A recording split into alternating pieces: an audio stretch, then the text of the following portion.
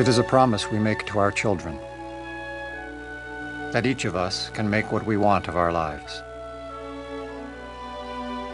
It is this promise that has defined so many great Americans. I stand here knowing that my story is part of the larger American story, that I owe a debt to all of those who came before me, and that in no other country on earth is my story even possible. And it has defined him as well. My mother, she said to herself, you know, my son, he's an American and he needs to understand what that means. His childhood was like any other, but it was his search for self that defined him. My father, I only met him once for a month when I was 10. I probably was shaped more by his absence than his presence. And what he learned was that by discovering his own story, he would come to know what is remarkable about his country. My grandparents, they grew up in Kansas, right in the center of the heartland. They were growing up during the Great Depression. They weren't complainers. They took life as it came.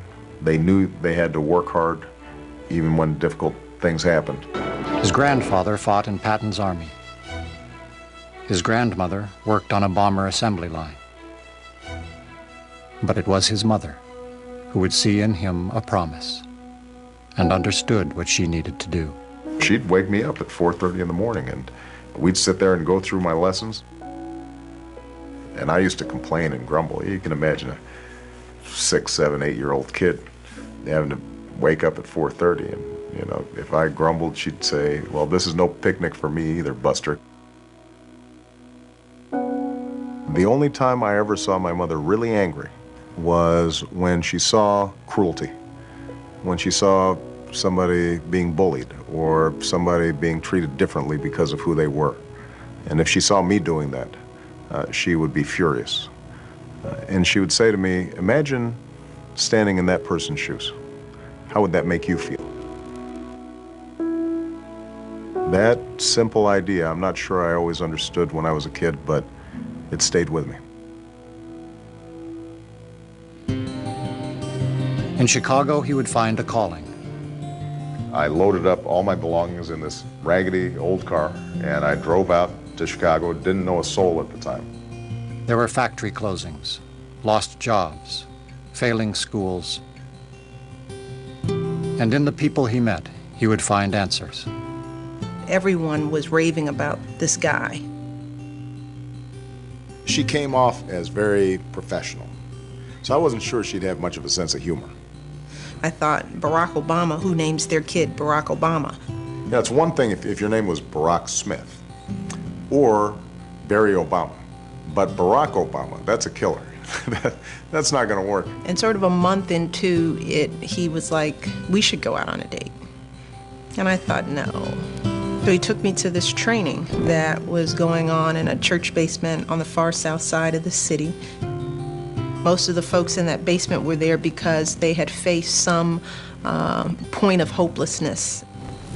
We walk in and he takes off his suit jacket and launches into what I think is the most eloquent discussion about the world as it is and the world as it should be. And that was it. Really, after that day, that was it. I was in love with him.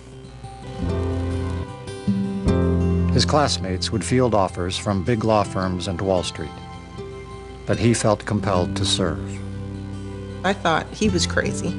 You know, I thought, well, what'd you do all this for? You read about some injustice and you say, that's not right, somebody should fix that. You realize nobody else is going to fix it if you don't. The intent of this bill is to make sure that low-wage workers are able to bring home a living wage. Tax cuts for workers, welfare to work, and health care for those I remember without. the first trip I took to downstate Illinois. Yeah, when I got down there, people were completely familiar to me. They were all like my grandparents.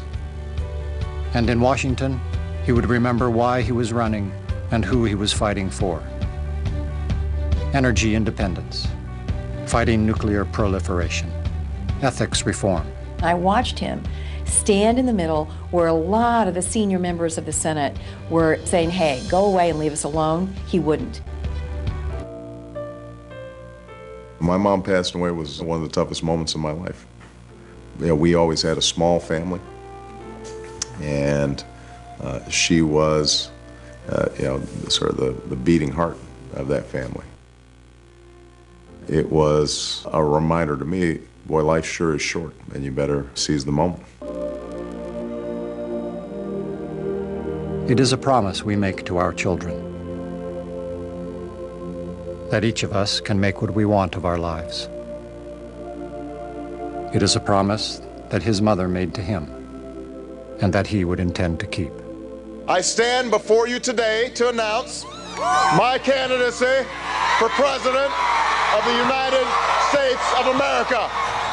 You know, I don't think we've ever had a conversation about being a senator or being president. It was always about trying to move people. Every generation, we have an obligation to work on behalf of the next generation. We've got to work to make their lives better. I know what it's like not to have a father in the house, to have a mother who's trying to raise kids, work, and get her college education at the same time. It is that fundamental belief, I am my brother's keeper, I am my sister's keeper, that makes this country work. I know what it's like to watch grandparents age, whether their fixed income is going to be able to cover the bill. We've got to transform the political culture so it's responsive to you and not the special interests and not the fat cats, not the lobbyists, but is responsible to you and your children. And when I travel from town to town, I see Americans going through the same things that my family went through. And I'm reminded of what my mother always said. Imagine what it's like being somebody else's shoes.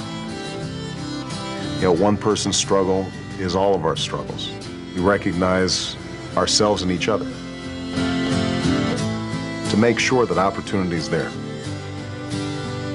Not just some people, but all of us.